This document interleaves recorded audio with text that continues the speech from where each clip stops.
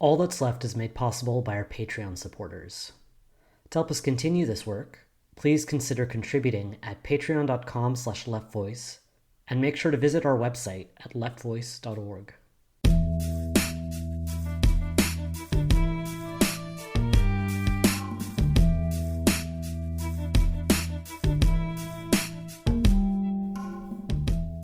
Welcome to All That's Left, a podcast from Left Voice. My name is Oden. The US held midterm elections on Tuesday, November 8th, during a very tumultuous moment.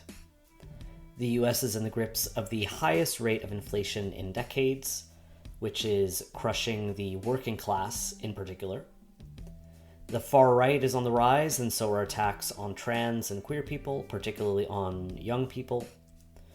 The war in Ukraine is raging, and the coronavirus pandemic is ongoing. Notably, these are the first elections to take place after the January 6th storming of the Capitol, and these are, of course, the first elections to take place after the rollback of Roe v. Wade and the overall rollback of reproductive rights across the country. Going into these midterms, people were expecting a red wave of electoral success for Republicans, but this did not materialize. On today's episode, I'm talking to Left Voice members Tatiana Cozzarelli and Ezra about what the November 8th results mean. We talk about how the elections played out for Republicans and Democrats, and what this says about the future of the parties as well as for the Biden administration going forward. And we, of course, talk about the tasks that lie ahead for the left. So I'm here with Tatiana and Ezra, previous podcast guests, and we have all three of us emerged exhausted from the midterm trenches, covered in sweat, covered in dirt. But we thought it was important to meet here today in Left Voice election headquarters to talk about yesterday's results. Welcome, Tatiana. Welcome, Ezra. Hey, good to be here. Thanks for having me. Yeah, no, super excited about this conversation. And so today I'm excited to dig into the results from last night. And before I get to that, though, and before I get to my enormous map screens like the CNN guy, Wolf Blitzer, could you guys talk a little bit about the context leading up to the midterms, sort of what we were expecting, and of course touching on some of these really critical issues like abortion and things like that? Yeah, just to kick us off, and thanks so much for having us, Odin. I think that clearly this whole midterm comes in a context of a lot of crisis for the U.S. Clearly most prevalently economic crisis, the inflation crisis that's really hurting a lot of working class folks. There's, the war in Ukraine that the U.S. keeps giving, exorbitant amounts of money to, while at the same time here at home, there's, no money for schools.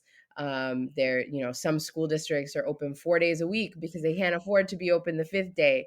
And I think it comes in a context of, of a U.S. imperialism and a United States that's having a broader and bigger crisis, starting from 2008, that's expressed itself in a lot of different kinds of ways, that expressed itself obviously with a lot of people sort of looking at the system and being like, this system doesn't work for us. And some people are turning to the right as a result of that, and Trump has been as an example of that. Some people are turning, and thinking and becoming, thinking about socialism as a result of that. Some people voted for Bernie Sanders as a result of that. And I think, the Black Lives Matter movement that emerged in 2020 was a huge expression of, the anger, the rage at this racist system and a questioning of the system.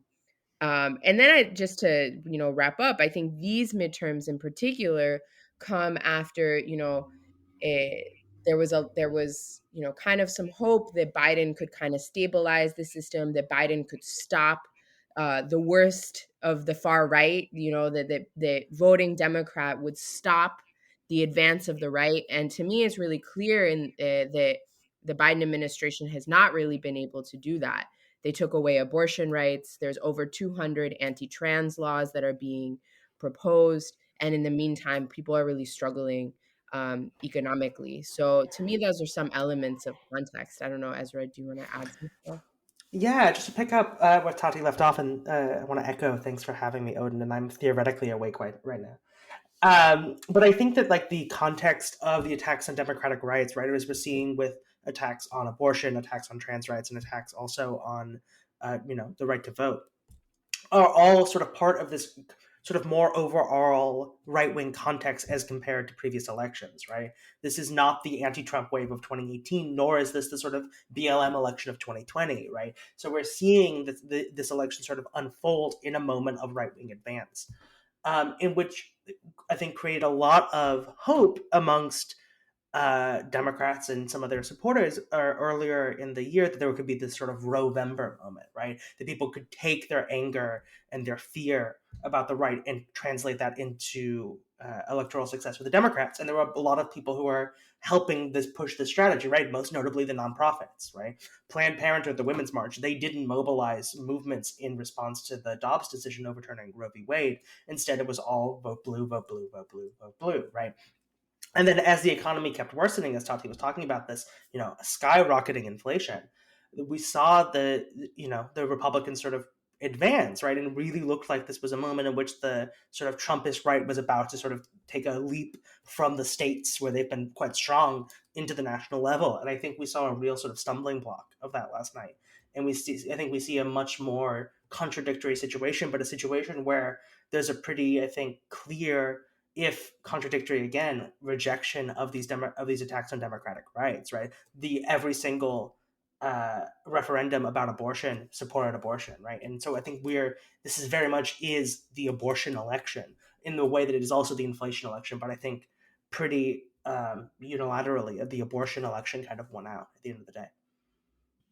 Yeah, I think that leads quite nicely to talking about the overall pattern of results last night. So people generally predicted that there would be kind of like a red wave. So there was a sense that Republicans were going to take over the House and possibly even take over the Senate. And then this would be kind of in line with historically the way midterms work. I mean, I guess they're often said to be seen as like a referendum of the current president. And so the party in opposition this year, the Republicans, tend to then be at an advantage. So, Ezra, you were talking about some of the ballot referendums to start with. What were the general results of last night, since they were not a resounding red wave? Yeah, it's interesting because like it was like the red wave, the red wave, the red wave, right? And then it's sort of like a wave on an English beach, in which case what I mean by that is non-existent. And so it's, we saw the Republicans lose a lot of really key races for them, right? Dr. Oz in Pennsylvania losing to John Fetterman after a pretty disastrous debate for Fetterman, right? We saw a lot of House races that the Republicans were really hopeful to pick up, and they didn't do it. And so we arrive at this moment now where it seems, we're recording this Wednesday at around noon. And so, by the time you listen to this, everything could have changed. But it seems likely that the Republicans are going to take the House, but by maybe a 5-6 vote margin, which is going to make it incredibly difficult for them to govern, especially as they have, these divisions within the party between the Trumpists and the establishment, and et cetera, et cetera, et cetera. And I'm sure we'll get into that later. And so then the Democrats seem poised to not only hold the Senate, but potentially, and again, there's a couple of races still up in the air, but increase their majority, right? The from 2020 to 2022, they've governed with a 50-50 vote Senate, with Harris as the vice president breaking the tie to give the Democrats the control. And it looks like they may get 51 votes, right? If they are able to pick up Georgia and potentially Arizona and Nevada as well. And so all this is to say that it seems as if not only was there not a red wave, but there almost was like a Democratic hold and it's slightly advanced in some areas, which is interesting, and also backed up by some of these ballot initiatives, right? Some of these ballot initiatives are not as progressive as others, right? Louisiana did not vote to ban slavery, and several states voted to sort of increase these kind of voter ID laws. But other than those sort of exceptions, by and large, there were a lot of really progressive bills passed, right? South Dakota, of all places, that went red across the board, voted to expand Medicaid, right? Illinois voted to, combat right to works. Multiple states, Nebraska and Nevada included, increase the minimum wage, right? And then we see also, again, Kentucky, of all places, protected abortion. And so we really saw, I think, a gap between the sort of the way the bourgeois media wants us to think about the populace is this sort of like right wing, well, all these people, they just hate trans people and abortion. And that's not really what we saw in the votes last night. Yeah, absolutely. And just to add to that a little bit, I think it's very clear that the Republicans had a tough night. And specifically, not just the Republicans, but Trumpism specifically. We're seeing that a lot of candidates, Dr. Oz to begin with, but a lot of Trump supported candidates, Trump endorsed hundreds of people these midterms, and and it seems like that didn't really pan out for the Republican Party. It is important to note that even though I don't think this was super decisive in terms of their funds, I think it's important to note that a lot of the Democratic Party establishment also, in their own way, put their finger on the scales towards the most right-wing candidates as well. They put out ads, they put funds towards the most right-wing Trumpist candidates, in hopes that that people would reject them. And it seems like to some degree that might be the case. I think it's a terrible strategy because a lot of folks are saying, we need to vote Democrat in order to fight the right, but the Democrats are also funding the right. So clearly that's a losing strategy in the goal of fighting the right. And it's important also because I think that one wing of the Republican Party had a spectacular night, and that is Ron DeSantis. Hmm. He won by a lot in Florida. Florida, that in the past has been a swing state. It was decisively red this time and was uh, decisively with a decisive win for DeSantis. And his speech, his acceptance speech, was very anti woke, anti trans. And I think that in that sense, we're not seeing, even though I think the Republicans had a tough night, and even Trump himself had a tough night. I think this is not in any way, we should not read this as like the end of this far right. In fact, I think that Ron DeSantis came out very strengthened. I think what's also important is that the Democrats, although I think they had a relatively good night compared to what this could have been, it's important to note that they shifted to the right quite a bit these elections as well. We didn't see a new wave of progressive Democrats running, although there might be a few here and there. But as opposed to 2018, when it was like, oh wow, we have these new progressive Democrats who are running, who identify as socialists, etc. Like a lot of those folks, they won, their reelection bids, but we're not really seeing a huge new wave of those folks. Instead, what we're seeing in this new wave of the Democratic Party are people who are really moderating their message. John Fetterman is a great example, who, in the past was known as, part of the progressive wing of the Democratic Party, and now, is running on, being pro fracking, and and when it comes to LGBT issues, is not defending trans rights, is kind of pivoting to talk about abortion when they bring up trans rights. And I think we're seeing from from the top, Barack Obama, when he spoke next to John Fetterman, talked about rejecting woke ideology, which is in some ways exactly the message that Ron DeSantis is putting out. So in terms of results, I think it's important to note that, I think the DeSantis wing was very strengthened, and I think a more, if you will, Trumpified Democratic Party that's anti woke, right? Woke in quotes, right? Like, but that's how they talk about it. That is not talking about defending trans rights, and that is very strongly for example, anti-China, xenophobic, wants to increase border security, wants to increase, law and order here in New York. And this is the last thing I'll say, Kathy Hochul, some people thought Kathy Hochul was going to have a rough night. She won very decisively. But her campaign was very law and order. It was very like, let's increase policing, more cops, gay cops. And so I think it's important to note that the Democratic Party has shifted quite a bit to the right in their rhetoric, and that it's clear like both sides, were, when people talk about the lesser of two evils, both sides were very evil, rhetoric were very evil. Sometimes, the Democrats can say some progressive things, but this time, even in their rhetoric, it was like more cops, keep them in jail, fuck China, and more border security. It was like, oh, yay, fracking. It's like, damn, yo, okay, that's where we're at. Yeah, just to seize on that quickly, I want to sort of underline something Tati pointed out, which is the way the Democrats funded the most far right of the Republican Party. And as she pointed out, like to some extent, that seems to have politically paid off for them in some ways, right? They, as an example, they promoted Doug Mastriano, Pennsylvania governor, spending more on his primary campaign than he spent, and they were able to defeat him and win that election.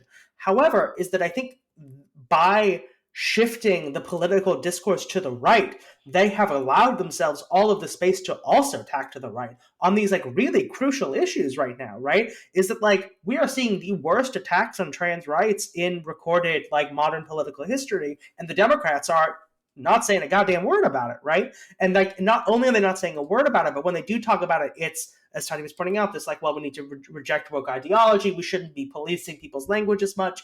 And these very like rhetorical gestures to this right wing, which they are claiming they have to do in order to win elections. But the basis of that is evidence of the candidates they promoted, right? And so really like not like, just to again underline what Tati was saying is that both sides were very evil. The lesser evil with quotation marks was bankrolling the greater evil and then using the greater evil to make themselves more evil, right? If like there's any election that shows that the Democrats do not fight the right, to me it's this one where they like actively promoted it and made the political discourse more right, Yeah, this is super useful. I think this discussion about the right is particularly important. And so I kind of wanted to hone in a little bit more on the discussion of like the different currents of the right, and also on Ron DeSantis, who many people would say was last night's victor.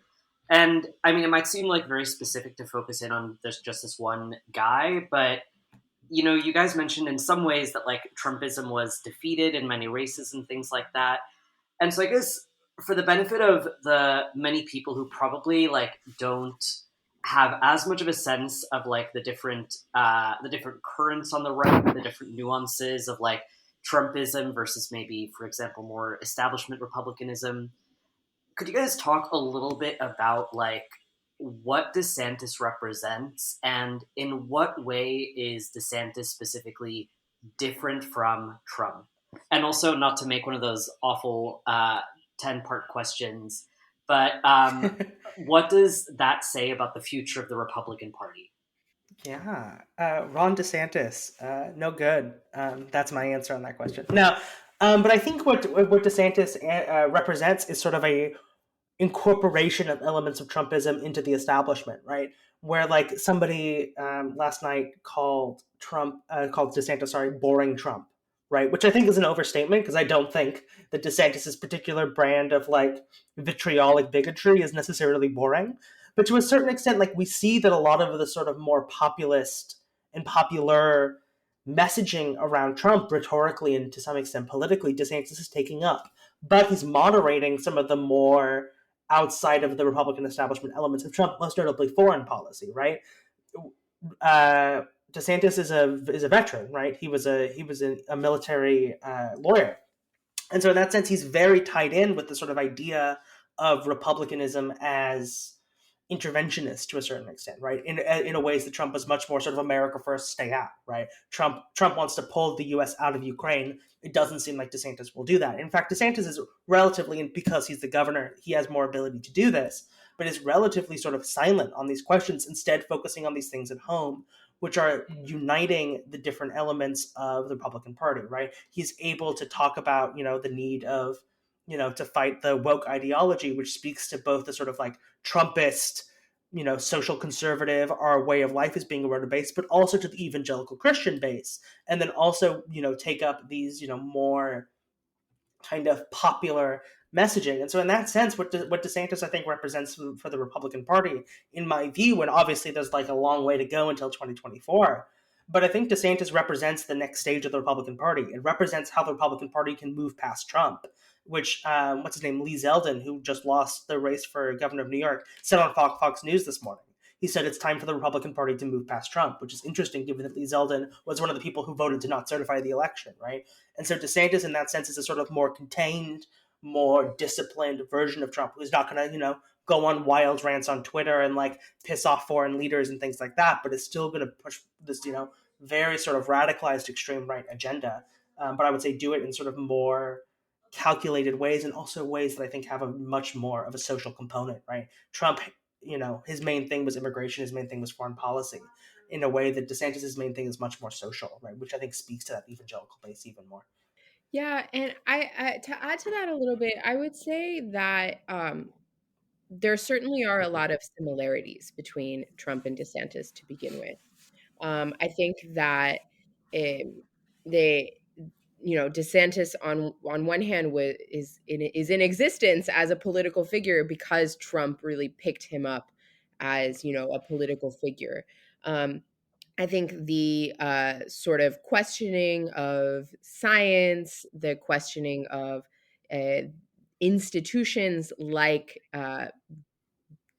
basic democratic institutions, election denying, that kind. I think DeSantis does speak to that, right? DeSantis does speak to the to aspects of Trump's sort of right wing populism, right? The individual versus the government, big government bad.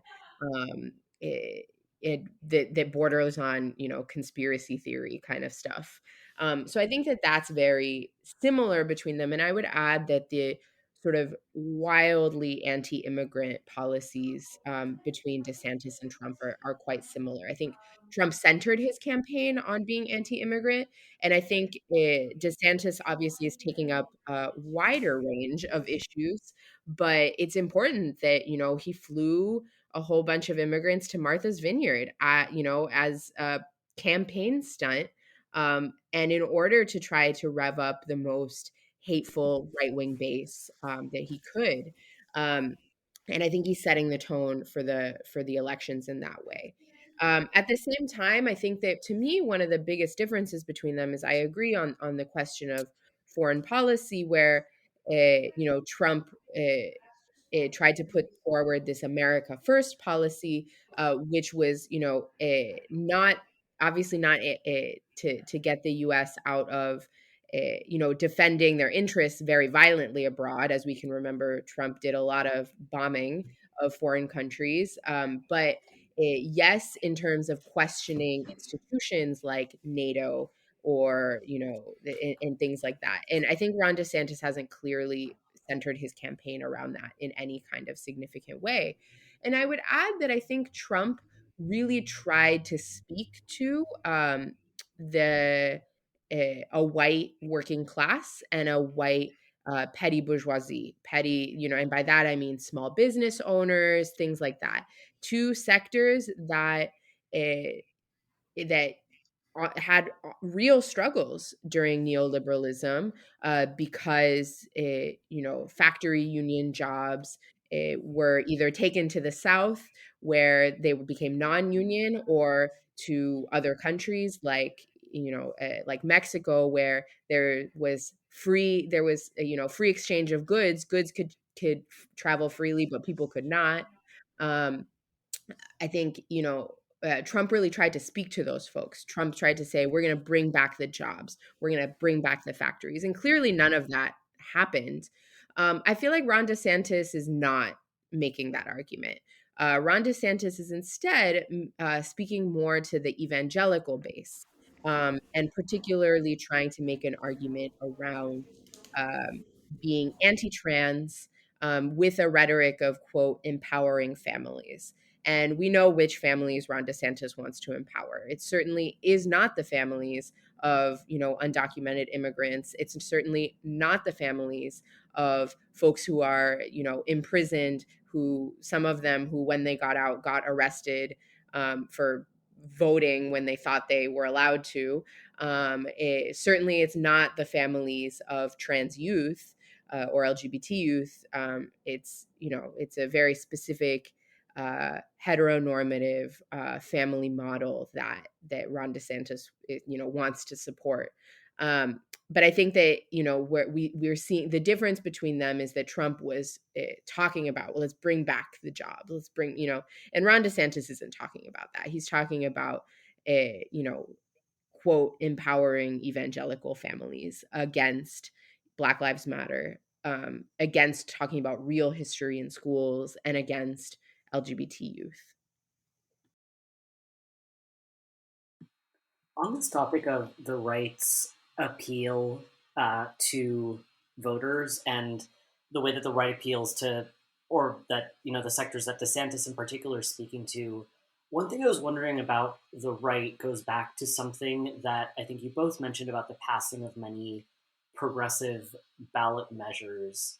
And so I wanted to ask how we can reconcile and explain, for example, South Dakota's passage of Medicaid expansion, but then also like really strong votes, like in South Dakota, for example, for Republicans across the board. And we've seen similar patterns elsewhere with cannabis legalization and things like that, or the abortion referendums as well. Like, how can we make sense of this?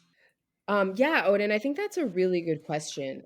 My feeling is that when you look at polls, it's clear that people who are voting Republican, many of them, although not all, are voting Republican in hopes that the Republicans will address the economy.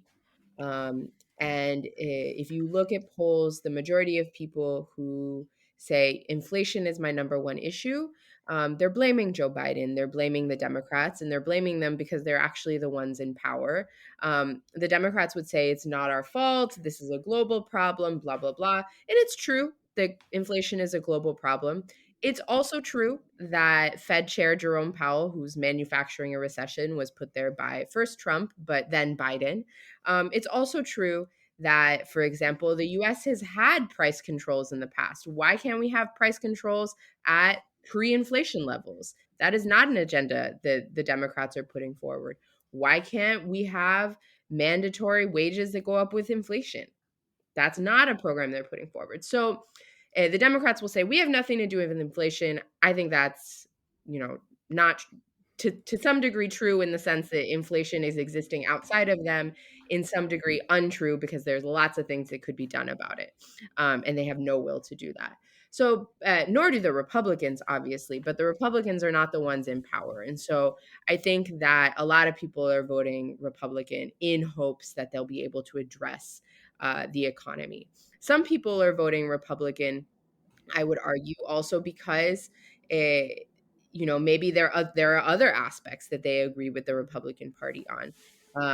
And I think that, there's when you have a group of people who are anti-establishment and are saying the establishment sucks, blame immigrants, and the other group is saying the establishment is great, you don't really have someone who's putting out a message that's like, actually, yes, the establishment sucks. Yes, this system sucks. It's not immigrants' fault. It's actually your boss and, the Democrats and Republicans. And so I think that that kind of situation really pushes people to the right as well.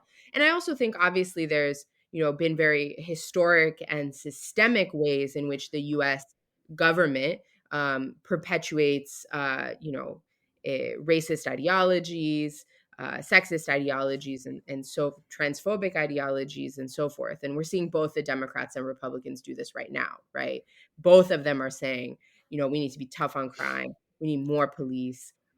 We can't be, quote, woke, which, like, what does that mean anyway? But to get back to your question, my feeling is that it's clear that people want abortion rights. People think people should have the right to an abortion. And even a large sector of Republicans think that. And it shows just how undemocratic the Supreme Court is. And it shows how undemocratic the whole system is, that, overwhelmingly in many different states, including red states, people are saying, no, we should have abortion rights. And in some ways, that shows that there's political space for a political organization or a political party that says, we want to fight inflation and we also want to fight for abortion rights. And I think that that's precisely, part of the role of socialists in this moment. Well, we could talk more about that later. Yeah, I don't have much to add other than what Tati said, other than I think it's important to highlight that like every single poll is indicating that people trust institutions less every year, right? There's mass distrust in, the presidency, in Congress, in the Supreme Court, et cetera, et cetera, et cetera. And essentially, I would argue post-Obama, the Democrats have moved away from the Obama message of, we got, change we can believe in, right? Which obviously was empty and neoliberal, but was at least a message of an anti-establishment. Versus now, the Democrats are the voice of the establishment, right? In 2016, Trump said, "Make America Great Again," and Hillary Clinton said, "America's already great," as, people were feeling ravaged by neoliberalism, right?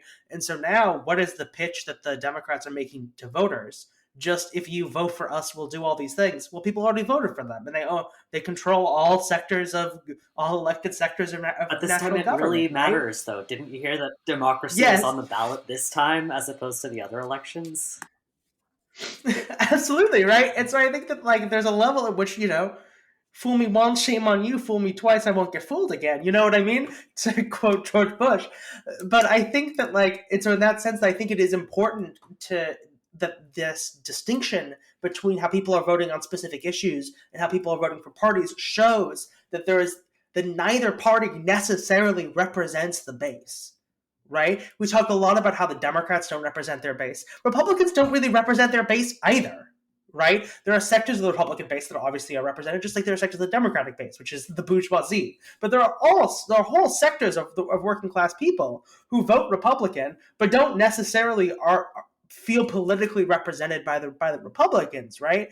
And so I think that the Republicans have figured out how to leverage this, very, I think, natural and to some extent progressive anti-establishment feeling and give it a right-wing character, as Tati was explaining, of like, yes, everything's fucked up, you have no jobs, it's the immigrants' fault, right? Which I think that is showing these increasing distinctions where people want Medicaid, but also they are voting for quote unquote small government conservatives, right?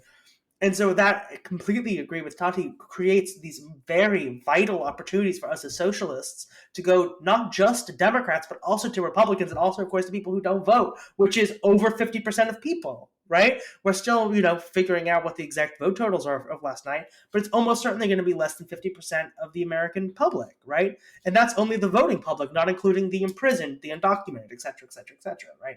And so, to that extent, it's essentially a minoritarian election, where these two groups that represent minorities of the masses are debating over which minority is slightly bigger.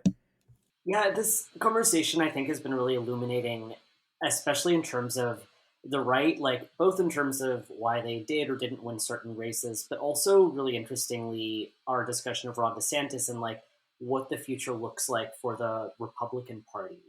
And so this last point that you made, I thought was really interesting about how Democrats, after Obama especially, have really been basically the voice of the establishment.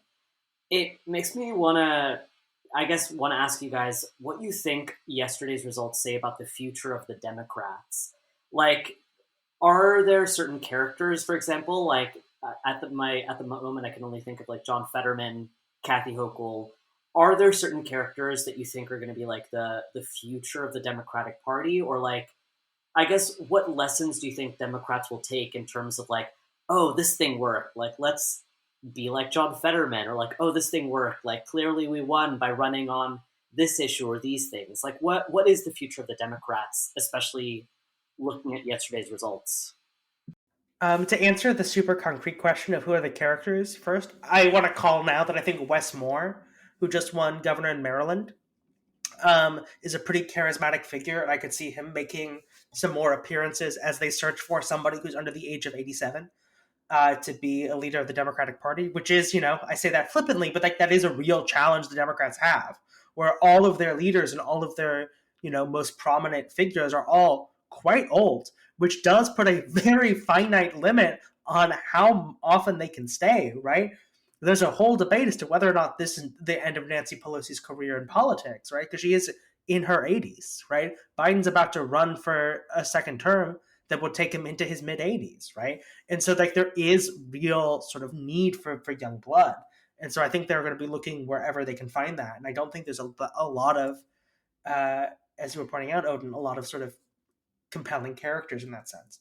But on the sort of more broad question of what conclusions the Democrats going to take, I hope everyone's ready for the next most important election of our lifetimes, which is going to start in about 6 weeks when Donald Trump announces that he's running for president, and then suddenly everything becomes about the 2024 election, how our democracy is on the line, and then whatever. I feel like 6 weeks is very generous. I mean, I feel like honestly, if I check Twitter right now, I'm sure there are Democrats being like, It's time for 2024, guys. No more criticizing the Democrats. Let's get in line. Vote blue, no matter who. That is so true, right? But like, yeah, I think like this is what they have discovered works for them. What they've discovered works for them is this very like, gaslighting tactic of withholding any protection of our human rights, and then saying, well, if you don't vote for us, how can we protect your human rights? And then winning, and then not protecting anyone's human rights, so that then they can say again in 2 years, well, if you don't vote for us, who's going to protect your human rights?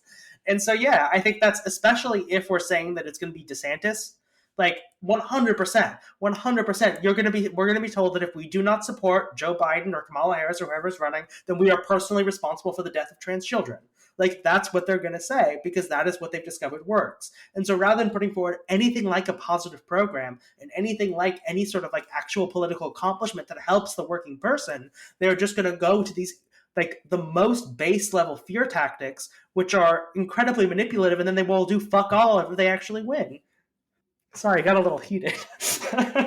Yeah, I think in terms of the future of the Democratic Party, I think it's really up in the air, to be very frank about it. I think, it's not clear that Joe Biden is going to run again. It's not clear that he will be well enough to run again.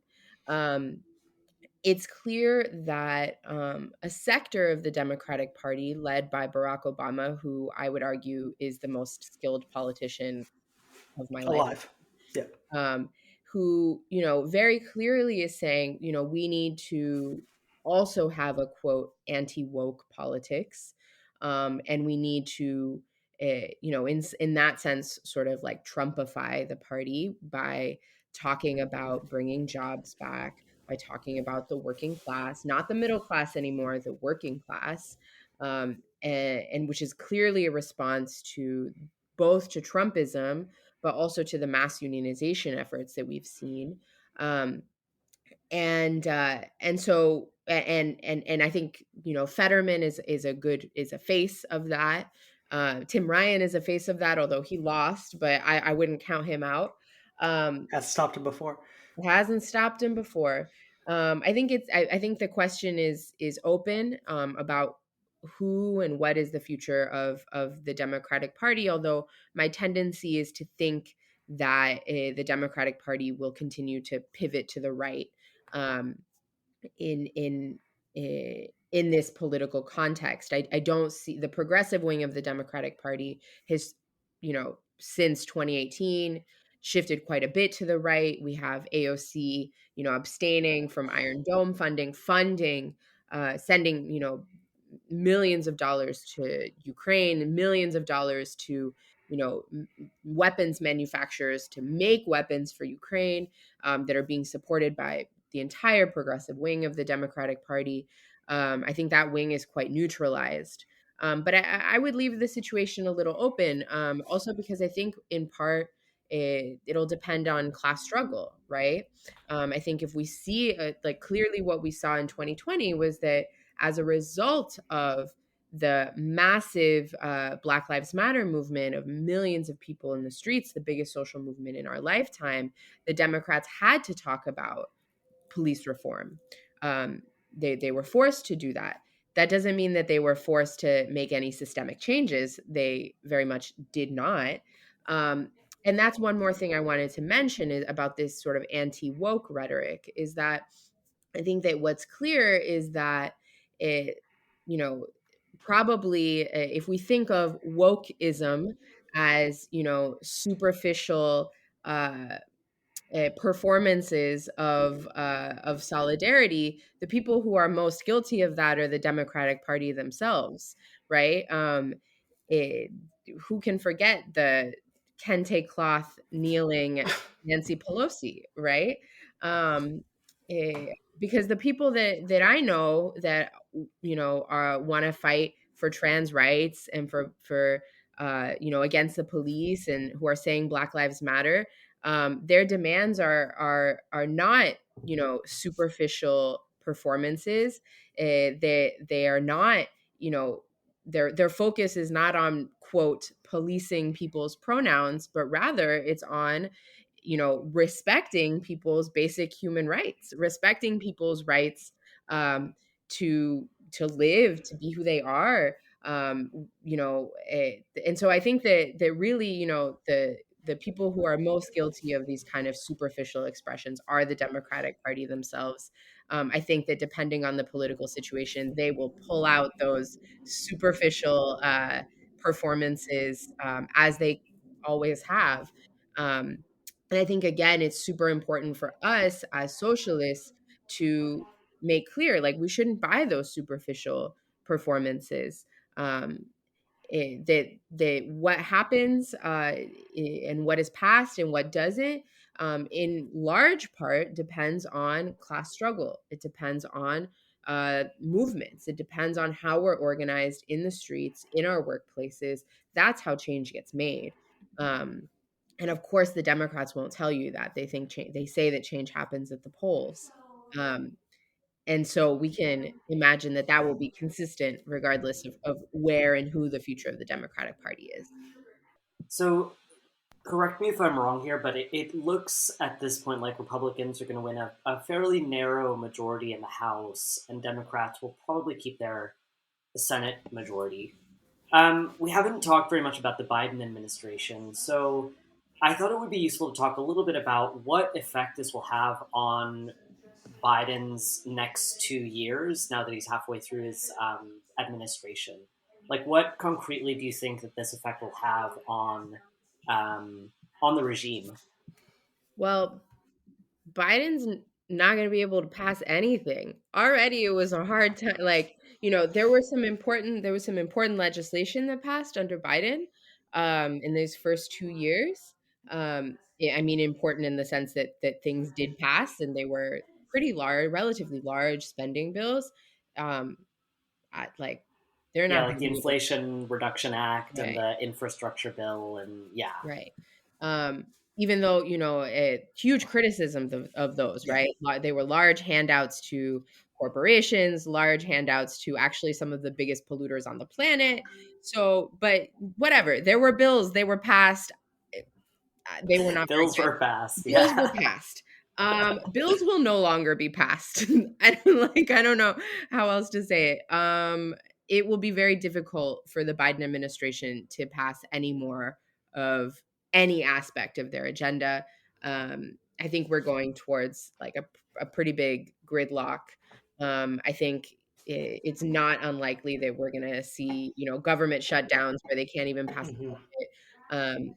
And if we remember to the Trump era, when the government shut down and they had they were able to reopen with some concessions to workers. How? Because the airplane workers were like, we're gonna stop.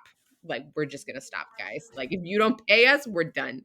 And so I think we should be prepared that the working class, we're gonna have to give a response in this next period, especially if we go towards what many economists are saying, which is a recession. um, it'll be very important for us to be organized and mobilized. Yeah, I completely agree that I think gridlock, gridlock, gridlock, gridlock, right? Which is what we have seen, the sort of fantastical days of yore where the parties were able to, unite behind shared agendas has died, right? And it died during the Obama era, and it has not come back, right? We saw that when the Democrats took power under Bush, even things ground to a halt. When the Republicans took power under Obama, things ground to a halt, and when the Democrats took power under Trump, things ground to a halt. So now that the Republicans have some semblance of power, especially if it's a narrow majority, and especially if the Democrats hold the Senate, no one's going to have any uh, initiative to pass anything, right? Because then you given that the 2024 election's starting tomorrow, that it allows them political leverage to blame the other party, right? And so then everything is going to be about sort of orienting towards that and blame and finding a way to play hot potato with the crisis, and so whoever's left holding it is the one who loses the 2024 election, right? And so in that sense, I think we're going to see real gridlock, and I completely agree with Tati, potential shutdowns, things like that, all of which need to be responded to by workers. And I think the only thing that will break that, right, the thing that will force a response to the crisis will be what the response of the working class is, right? We're in the midst of this unionization wave. Can we turn that into something more combative, right? Can we turn that into a strike wave? Can we turn that into a real struggle to make sure that we, as the working class, do not pay for this crisis, And so I really think that like those elements and the elements of as the political situation develops will define what the next era looks like, as it is in every era. And just really quickly, I wanted to add something to that, that it's super important to note that these midterms, and I know we're moving forward to talk about the Biden administration, but I wanted to note that these midterms were the most expensive in U.S. history. $16 billion spent on these midterms. And they were primarily, that money is primarily coming from big capitalists, hedge funds, from the millionaires and billionaires of society. And so what we can expect from the future is that even though I don't know that legislation is going to get passed, what I do know is that both the Democrats and Republicans are going to work to make sure that this economic crisis that people are living in and that is likely to come, although obviously that is open, that crisis is paid for by the working class, and they're very united in that goal. And so even though there's going to be a lot of gridlock, they're going to argue, they kind of act like they hate each other, and maybe they do. So maybe some of them do hate each other. A lot of them hang out and get drinks after, but whatever. The truth is that in the end, they're very united around defending U.S. imperialist interests and making sure that the working class pays for the crisis. I would add that they are also, there's going to be gridlock except for on questions of imperialism. And I feel like there's a ton of unity around increasing the U.S. military budget, which is already higher, much higher, many, many times higher than any other military budget in the world. And there's consensus from the Democrats and Republicans around increasing the military budget, around a strategic conflict with China. And so there's a lot of consensus there. And I think it's really important to highlight that they have agreement on imperialism, and they have agreement that we have to confront China in a sort of, and use very xenophobic rhetoric in that discussion, and that they agree that it's the working class that has to pay for the crisis. And last thing they agree on, very clearly, they agree on increasing the police budget. And I think part of that is that we're seeing uprisings all over the world. In Sri Lanka, like, the masses went and like swam in the swimming pool of the president and were like eating food in his kitchen and like made him run away and shit. And I feel like in Iran right now, we're seeing this mass, feminist uprising. And I feel like, especially as we go towards a moment of more crisis, there's the bipartisan regime is clear. We need more police, we need more military, and the workers pay for the crisis. Yeah, I think that's super important and worth just like restating, honestly. The thing you said about how, yes, they're united, both of these parties, in having the working class pay for the various crises, but also united in imperialism. And I think that this can be looked over a little bit because my sense is a little bit that the focus of a lot of these races was on domestic issues. Like, certainly there were mentions of like immigration and the border and some kind of rah anti China chauvinism at times, but mostly I feel like a lot of the main hot topics were like quote unquote wokeness, crime, cops. But I mean, we often write that Republicans and Democrats are racist imperialist parties of capital, and they are. I mean, even like thinking historically about what the Democrats have done. I mean, like Jamal Bauman, who voted for weapons and funding for Israeli apartheid. I mean, even though I think it is an important point that like there is going to be intense gridlock in Congress, there will never ever be gridlock when it comes to increasing the military budget. There will never ever be any sort of gridlock in terms of like deciding to like who to bomb and things like that. So yeah, I think that that's an important point that um, yeah, is really worth bringing up in terms of like the similarities between the two parties.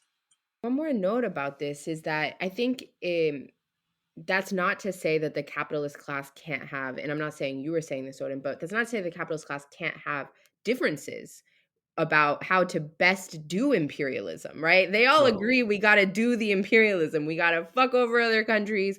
We got to make sure that US corporations make the biggest profits ever. But there can be differences, and we're seeing that right now. The Democratic Party is like, we need to strengthen NATO, we need to strengthen our position in Europe, and to do that, we need to send, it does not matter how much it takes, we need to send all the money, all the arms to Ukraine, and to NATO. And unfortunately, a sector of the left is even supporting what I think are, these imperialist policies, right? Of that the Democratic Party is supporting too, and they're supporting it so much that a few weeks ago, the progressives wrote a letter being like, "Hey, maybe we should think about at some point there being a negotiation, maybe." And a day later, the Democratic establishment was like, make that go away. And they had to rescind it. A very like tame letter that said the most basic shit, you know? There's a lot of consensus in the Democratic Party for that. I think that the Republicans, on the other hand, are really focused on the strategic conflict with China and kind of want to get out. A sector of them want to get out of the conflict with Ukraine and obviously with Russia. It was super interesting to watch the debate between JD Vance and Tim Ryan, where JD Vance says, Russia has nuclear bombs. Like, I don't want to be in a conflict with Russia. Like, I worry about my children and I don't want to be in a conflict with, and I was like, and Tim Ryan was like, we have to, these are US interests in NATO. And so that's to me an example of, are they both imperialist interests? Yes. Can they have some differences? Also, yes. But I think on China, they're completely united. And on more military spending, they're completely united. Totally. A super, super important point. In this conversation so far, we've already touched a few times on like what we need to do as socialists, and it's something that we always try to emphasize on leftvoice.org in general. I wanted to come back to this though in a little bit more depth because I like to end these conversations on a slightly more a hopeful note to not give the impression that we're just kind of a bunch of negative Nancy's sitting around slagging off the Democrats and Republicans. But I guess I have kind of a basic question to end on here, which is, what is the task for the left? What do we need to do? And especially, I'd love to touch a little bit more on the attacks on like oppressed folks and things like that. Yeah, I mean, I think the most important thing that all of us can do is make sure we get out and we canvass and we vote for our local Democrat. No, I'm kidding. Exactly. Please cut that. But no, I think that in order to fight back these horrific attacks that we're seeing on our bodily autonomy, on our voting rights, on all of these things, what we need is first and foremost, we need a movement in the streets, right? We need a mass movement, the same thing that won legalization of abortion in many Latin American countries, right? The same thing that won it in Ireland, right? The same thing that won decriminalization of Poland, right? All of these things, we have very concrete and relatively recent examples of how to defend the right to an abortion. And none of them involve supporting bourgeois parties, and all of them involve organizing a mass movement. And I think that it's important that mass movement also interact and unite with this new unionization movement, right? We're seeing workers increasingly waking up and realizing that they need a union and they need to be able to have a way to fight in their workplace. But I think we have to be clear that, workers don't stop being people once they cross through the doors of the shop floor, right? They continue to be black, brown, queer, trans, female, et cetera, et cetera, et cetera, right? And so all of these attacks on these especially oppressed groups are also attacks on these workers. And so it's important that we also mobilize and unite with these unions to fight not just on the streets, but also in our workplaces, right? The example that I always use is that these terrible attacks on trans kids are largely centering in the schools and in like the medical practice. What if healthcare and education workers went on strike and refused to, similar to what Tati was saying about the flight attendants union during the government shutdown? What if there was a strike until these bills were repealed? I bet they'd be repealed a hell of a lot faster than just by voting for whatever Tim Ryan clone is running next time. You know what I mean?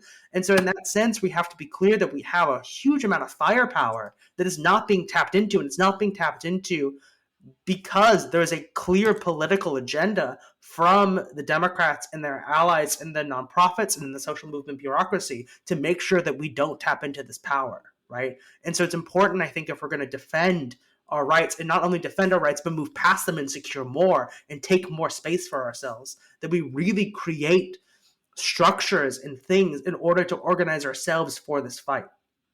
And Trotsky said that revolutions don't fall from the sky, and neither do organizations, right? And so I think now is the time that we must, as the left, begin taking the steps to prepare ourselves for the next moment of class struggle. We must take the steps to build ourselves a party that can fight, a working class party with a socialist program.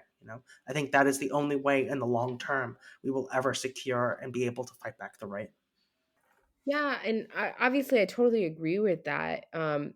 But I also wanted to note that that part of what's very exciting about this moment that we're living in is that after decades of neoliberalism, after decades of, there is no alternative, the end of history, all of that, that we're living in this moment in which people, especially young people, are realizing that there's something wrong with the system, right? Not just with this politician or this politician. There's something wrong with the whole system.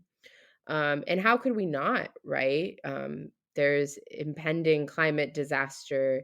There's and already climate disasters just about every month, if you will. There's there's the recession. There's the attacks on trans rights. Like, how could we not look around and be like, maybe the system is not working. Maybe it will never work. Maybe it wasn't meant for me, right? I'm,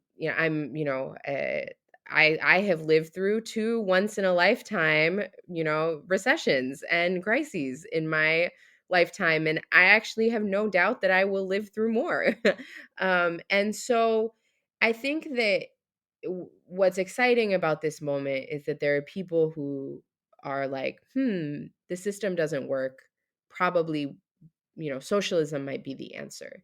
And a lot of those folks are organizing unions in their workplaces. And a lot of those folks are, organizing in their workplace. A lot of those folks mobilized, millions of people mobilized in the Black Lives Matter movement. A lot of those people are, there's still some actions that go on, but a lot of those people are still very politicized and discussing let's abolish prisons. Let's abolish the police. What does that mean? And so there's that, like all of that is very, very amazing, very exciting. And I think that what we really need, though, is a step beyond that, right? To organize that, like, the system is fucked, that feeling, to organize that anger at the way that working class and oppressed people live in capitalism, to organize that into a political force, right? That goes beyond just a protest, goes beyond organizing a union, but that has clear, that both political parties want to maintain this system. And the system is not going to fall unless we organize for that. Unless the people who want it to fall, that want something different, take it in our own hands to build that alternative. And I think that that's the call I want to leave people with, that I think this was even a Barack Obama quote. So, best politician of our lifetime, right? But, I believe he would talked about, that it is up to us, that, that I don't remember the quote now, but that it's us, that we're the people we've been waiting for, whatever, inspirational quote. Be Now the I'm a change you Hallmark believe card. in, something We're the like change, like that. whatever. Yeah. Okay, now I'm a Hallmark card, but like, but it's true, right? If we are the people we've been waiting for, it is up to us. We live in a moment of historic changes, of a historic crisis of neoliberalism, of a major crisis of capitalism.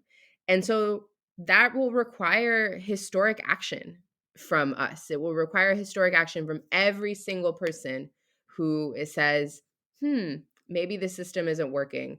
Maybe socialism is better.